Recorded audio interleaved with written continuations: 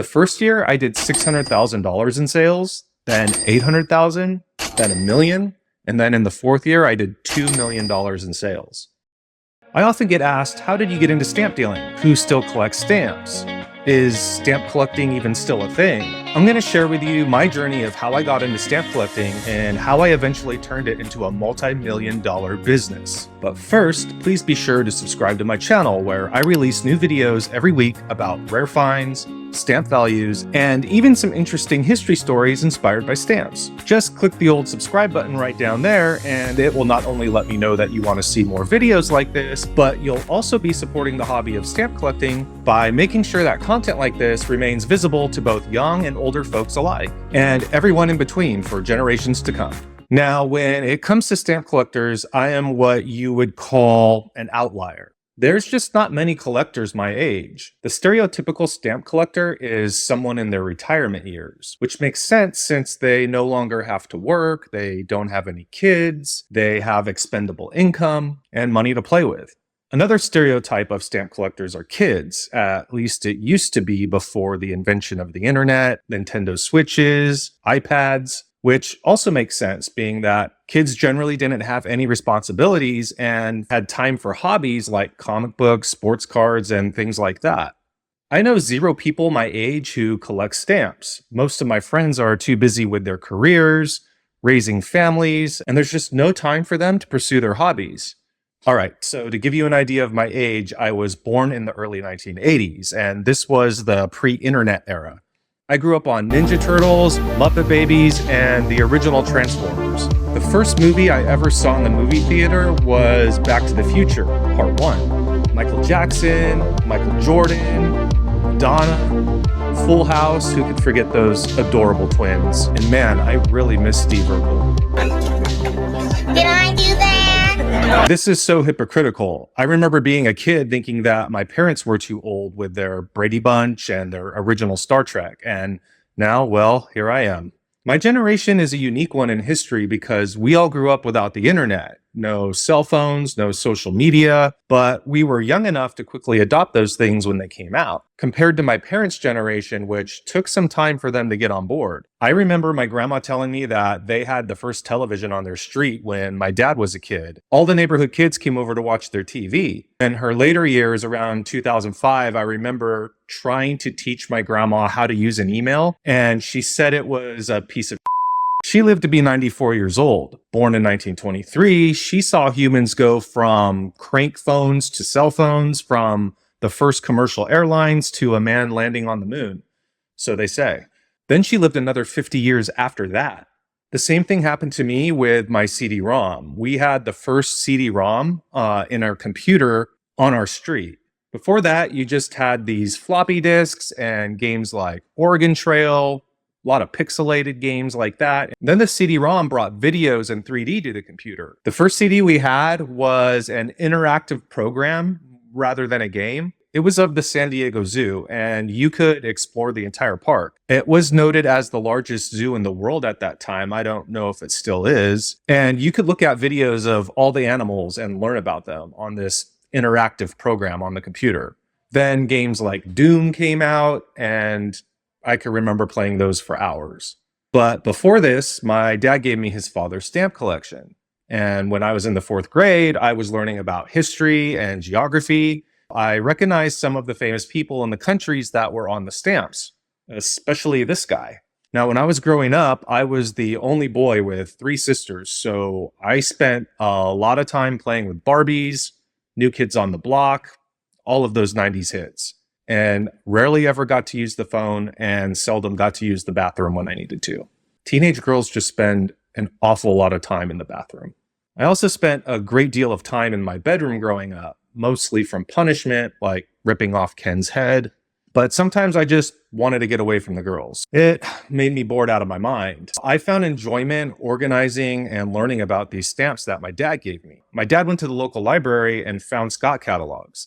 He brought them home for me, but I only had them for a couple weeks at a time. I can remember rechecking them out several times, and there are probably lots of late fees as well.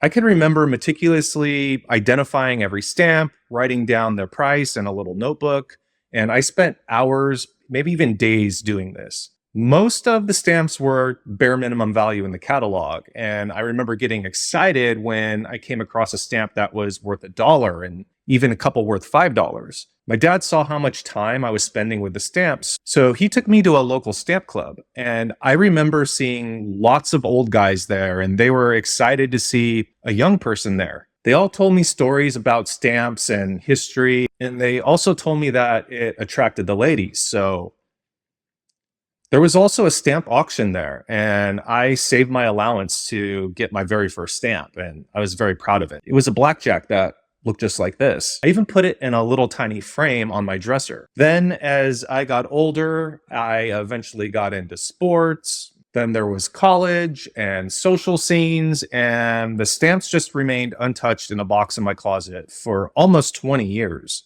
Then in 2012, I got married. And my wife moved in, and I had to make room for her stuff. She had a lot of stuff. One day I was cleaning out my closet and I found that box of old stamps, and it brought back a ton of memories. And I thought, I wonder if there's any value to these, if they're worth any money now. I mean, it's been almost 20 years, and these things were over 100 years way back then. They got to be worth money, right? So looking online, I found that there was a local stamp club in my area. I took the stamps there and showed them to some of the members. They all told me that the stamps were common, they had no value, and I felt very disappointed. Walking out, I noticed a table where there was some stamps for sale by the members. And looking at them, I saw that some of them were $20, $30, even $100 or more. And to me, these stamps looked just like the ones that I had brought in. Was I being duped? I remembered all the time that I had put into organizing them as a kid and all the enjoyment that I got out of them, and I felt there's no way these could be worthless. Now I was on a mission to find out which stamps were actually worth money. I went searching on eBay and saw that stamps were selling regularly. One of the stamps I came across was a Scott 278, and the eBay listing at the time said it was worth $550. And the seller was only asking $250 for it. I quickly jumped on it and purchased it, and then patted myself on the back thinking I just scored big and that I can turn it around and sell this thing, maybe double my money. Now, I should also mention at this time, I was just starting a new marketing agency business, and as such, I had very little money and was kind of looking for side hustles to make me some extra income. And I thought I just found one. It just so happened at that time, there was a big stamp show in town. I took the stamp there and tried to sell it. Every stamp dealer I showed it to held it up to the light. They carefully inspected it and shook their heads that they weren't interested. I was really baffled. And so I came home and I listed it back on eBay for $400, thinking that it would go fast and I'd make a quick profit. After it sat for a week, I lowered the price to $350, then to $300. And then I just wanted to get my $250 back. I got pretty desperate about then, and I put it up for auction on eBay. It ended up selling for $175. I lost $75. Apparently, the stamp that I had bought had some visible faults that affected the value that I was unaware of. This loss sent me into an obsession to try to figure out why it sold for less, what was valuable, what was not, what did the catalog value even mean if stamps weren't selling for that much. I watched hundreds of auctions on eBay, not buying, just watching and seeing what they sold for. After several months of doing this, I considered myself to be at least well knowledgeable enough to give it another try. As an experiment, I put a post on Craigslist that said I was interested in buying stamp collections. The very first response that I got wanted me to meet them at a Jack in the Box on the other side of the tracks. So sounded kind of shady. The guy had a couple banker boxes full of stamps, and as I thumbed through them, I kept recognizing stamps that I saw that had sold on eBay for quite a bit of money. I knew this collection was worth big money, and I ended up paying my life savings at that time to him. $10,000. I told my wife, and she was so upset that she didn't give me another option. I had to get our money back. Ended up breaking the collection apart and started selling each stamp on eBay. It didn't happen overnight, but I ended up reselling that collection for around $100,000. Yeah, I know, beginner's luck, right? But these older, more expensive stamps took quite a long time to sell. I mean, there's only so many people out there willing to pay a few $100s for a little piece of paper. There was also a lot of face value modern postage in this collection. I mean, there was something like $30,000 of face value, which I wasn't really familiar with buying and selling at that time. Then I saw that people were selling large lots of modern face value postage at a percentage of the face value. I started noticing that my modern face value lots were selling much more quickly and frequently than the rare and old ones, primarily because people were actually using these stamps as postage to mail things. They could get a bunch of old stamps from the 1980s, 1990s for 70% face value and save a bunch of money in shipping just by using these stamps instead of paying the full price at the post office. I thought to myself, how can I get more of these kinds of stamps since they sold very quickly? I created a few websites that targeted people who were wondering what to do with their leftover postage, from leftover marketing mailers to leftover wedding invitations. These people weren't going to use the remaining stamps that they had, and since stamps never expire, I offered to buy them at a percentage of face value. The business took off. The first year I did $600,000 in sales, then $800,000, then $1 million. And then in the fourth year, I did $2 million in sales.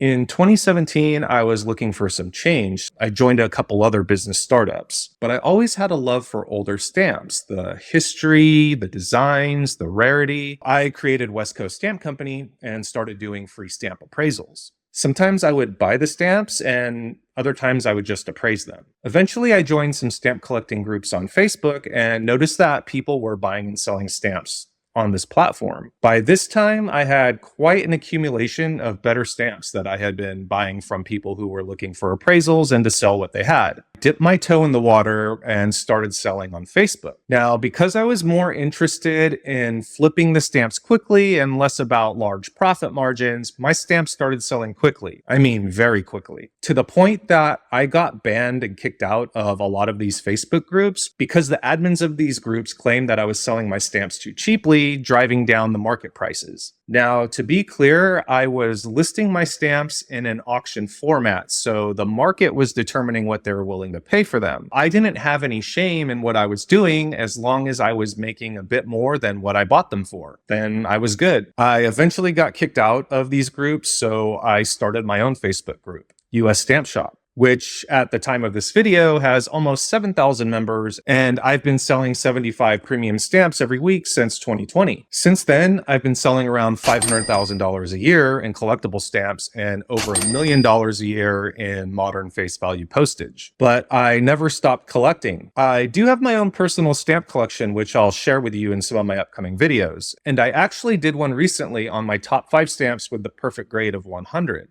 I'll put the link down in the description. My collection is solely focused on stamps that have historically gone up in value, so it's more of an investment collection rather than a topical or hobby collection. But you don't have to be rich or spend a lot of money to get into stamp collecting. This was just the direction that my stamp collecting journey led me. The fact is, the vast majority of stamps, even those over 100 years old, have very little monetary value. If you're a fan of history or geography, you can easily get into stamp collecting for very little money, likely much less than you would spend on a tank of gas these days. There's also an infinite amount of ways to collect. I know some people who collect specific topics like space stamps or a specific country like Ireland, or even a specific era like the Civil War. I knew one guy who collected nude women on stamps. Yeah, there's more than you think. And one lady collected stamps with cats on them, a new type of crazy cat lady. If you have a specific area or topic that you collect, please let me know down in the comments. Whatever your interest is, it's more than likely there is a stamp for that. Stamps are a great choice for anyone who has a collecting bug or likes to organize things. They're small, they weigh next to nothing, they take up very little space, and you can fit hundreds of them into a single stamp album. Definitely more efficient than collecting cars or Tiffany lamps. I hope my story inspires you to start collecting if you never have, or get back into a hobby that you hung the towel on when you started a family or focused on your career, or maybe even to take your hobby and turn it into a business like I did. Thanks again for watching, and as always, best of luck and happy collecting.